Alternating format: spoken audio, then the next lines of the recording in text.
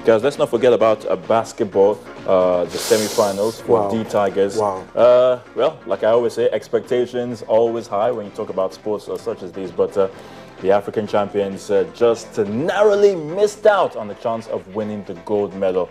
They lost the semi-final to Egypt, who are also, you would say, coming up thick and fast in terms of what they have to offer. But you know, 60 to 61. We had no business losing that game.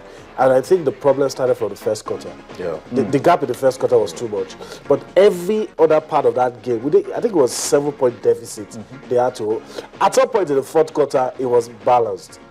You know, they committed a foul, and that's where the problem started. Committed a foul, went behind by 2 points, and you know the timeouts too really helped. When we got the momentum, when they lost their free throws, and we had the ball in our possession, if we had sunk that 2-pointer and defended the way, because we defended the well, fast breaks were just coming. But the guy slipped, gave the ball back to the Egyptians. And you know, I mean, I don't blame them if we were in their shoes. We'll do the same. Held on to the ball. In the process of trying to win the ball back, committed another foul. What was a 3-point lead. And in the last few seconds, we saw a two-pointer, but it wasn't enough. It wasn't enough. It wasn't enough because we're already on a 3-point deficit. So two things gets us talking now. The character of the team in facing, in going through pressure as that Egypt gave to them. And then the technical quality of the coaching crew. When you lose the first set, you go offensive in the second, third, and final set. You go, you throw everything you have. That's what I want to believe they knew or they know about this. No, probably. You know, sometimes when you get into the actual play, it's not. That's not what it is. That's why it's called technical ability. Be able to read the game because I don't want something against Angola. Let's use Afro basket, and that's why sometimes you see Nigerians will come out and say it's the coach, it's the coach, it's the coach. I was trying to avoid going into you can't avoid that terrain because somebody threw the question at me yesterday when I was watching that game. Say, where's that? Okay, that's the score for it. Just a confirmation that we lost just 1 point by a point. You know, the guy said, "Look, I'm listening to these coaches, and I'm going, so where's that white guy? Where's that white guy?" And I was trying to, make a case for the coaches, and that question will be there. The question back would be on those coaches. What could have been done? Why did we put up that abysmal performance in the first quarter? Because the performance in the second and third always have was reasons, enough for us to have won that game if the deficit in the first quarter was just maybe 2 or 3 points. I won't ask where is the white coach, because it doesn't have to be white to be right. I'll say, where are the Nigerians that was with that coach in Tunisia? Because they could have brought in 1 or 2 things. Club engagement was there. Club engagement would not allow them to be there. What are we doing with club football in Nigeria at the moment? That's why I said the problem is deeper, and I would want to, put the blame on the doorsteps of the coaches alone. Maybe the players don't have enough time to train. Maybe so, but you must also remember it was this same team that won the gold some years back. So a lot of things go into it. I don't think it's just coaching. It may be one of the reasons. I don't think it's just coaching. We'll definitely hear from them when they get back. They'll always have their, like I said, they will always have their own sides to the story. So let's just whatever feelings or observations that we have, let's just keep it in the bag, and we'll definitely get more from them. Yes, and of course, talking about powerlifting, Esther Oyema, well, she's singing victory songs right there. Yes, there you have it from the powerlifting event, competing in the women's 55 kg category. Well, she lifted 133, guys, 133 kilograms to win the gold, and that, of course, is a new world record as we speak. So congratulations to her. Feat came a day after Yakubu Adeshokon set the pace with a record-breaking performance. Maybe we should just give these guys another set of national honors. It's like every lift is a world record. Every lift is a world record. Some of them already have the national honors. Maybe we should just take it a step higher. A step higher. I give them for what they've been able to do, a world record. And I pray that when we get to the Paralympics in 2016, they will do this again. Because some people will say when the competition is not as high, that's when records. But when you set records, when you are with your peers, you are with the best in the world. That is not to say that I'm saying that they didn't get quality competition here. But when you do that, the global stage, then nobody can argue. It makes more sense. They didn't get Federal Government of Nigeria, National Sports Commission, we need to start supporting special athletes in Nigeria.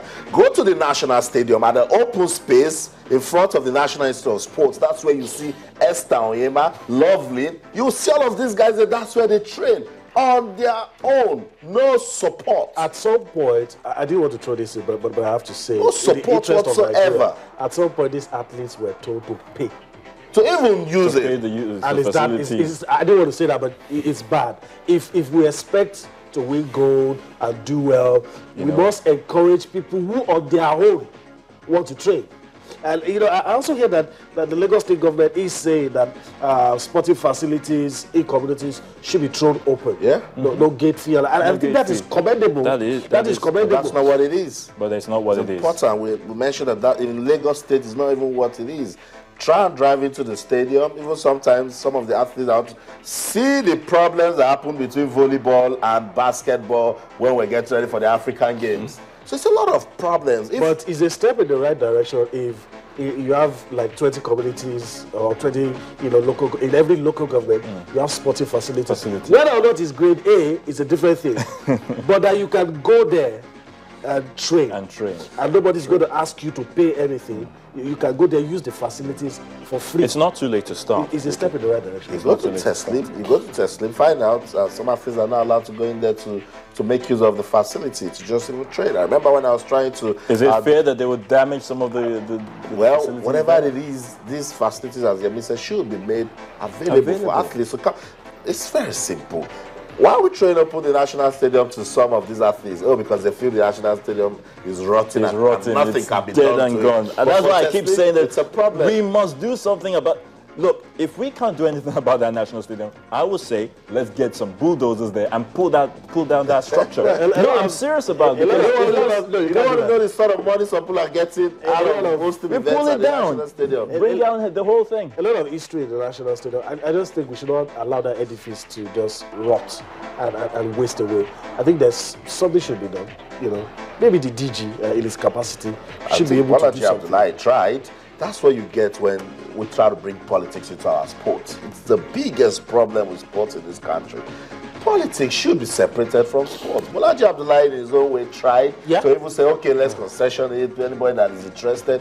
How can you leave the National Stadium to be in such state? It's a shame. It's a shame. Huge shame. Terrible. And that place can actually serve as a good, place for athletes to go and get ready to prepare training and train and all of that. Some huge foreign exchange. You can even treat the National Stadium like a monument. A lot of history in that National Stadium. I remember when Coach Verstappen came back, they were doing a special documentary on the Dutch coach and what he has achieved. They said his best career happened when he was in Nigeria. And they needed to go to the National Stadium. He said that National Stadium made him the person he was. And he also said one of the problems that the Super Eagles have is because they're not playing in Lagos. They couldn't let Coach Clemens Verstappen get into there because they know it's a mess. They didn't allow it. The guy was so mad. He called, but let's leave it. We'll just we just have to leave it.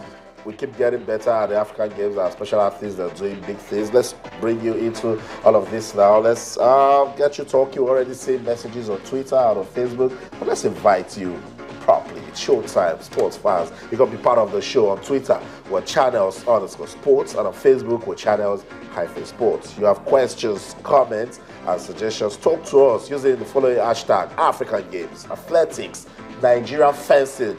We're going to talk about fencing today on the show. We'll bring in the president. What really happened that fencing didn't take part at the African Games in Congo? You heard he gets the chance to set the record straight. Yeah, so we need to know what's going on. And then, of course, the hashtag Champions League. Arsenal fans, we said it last night. Yesterday morning on the show that a trip to Croatia will not be easy. The Gunners struggled and eventually lost. And see how the tables turn. Chelsea emerged the only English team to win after match day one. After match day one, I think it's well. I'm not surprised that they were able to get it right over Maccabi Tel Aviv, and I'm also not surprised about Arsenal as well. But one key thing for me in all of this, I'm talking about the Chelsea game, and that's coming from Jose Mourinho, when he made a comment about not being too happy for other English teams that couldn't get a win on the opening day of the Champions League, and You know, for him, well, it doesn't really speak well for the English game. You know, at a certain stage of this past decade, you know, English teams were really making some huge impact, getting to the finals, the semi-finals, winning. You know, from 2005, we talk about Liverpool, he has successfully blindfolded you. He has successfully blindfolded you because he is distracting. Even if he doesn't mean it, but I think in a way, he has a point. England has been on a steady decline when it comes to Champions League. Yeah, good. The fact that they won, you know, is good. But if you're a Chelsea fan and you saw the first 25 minutes of that game, I mean, you put your hands on your head and say, there is a problem. Because even looking at those players, Eden Hazard lost that penalty. Even the way they were playing. And by the way, he said that was the turning point. That was what brought them back into the game. Because they won. You see Chelsea when against Maccabi Tel Aviv. He started, oh, come on. There was no there is actually a quote that he made. I hope we get to see it any moment from now. You know, talking about Jose. What he said about other English teams. He was actually they have it. It said, I want Manchester City, Manchester United and Arsenal, listen, to lose in the Premier League. I don't want them to lose in the Champions League, so it's not good for us. Talking about the English teams. Season after season, it's difficult for English teams to start the group phase.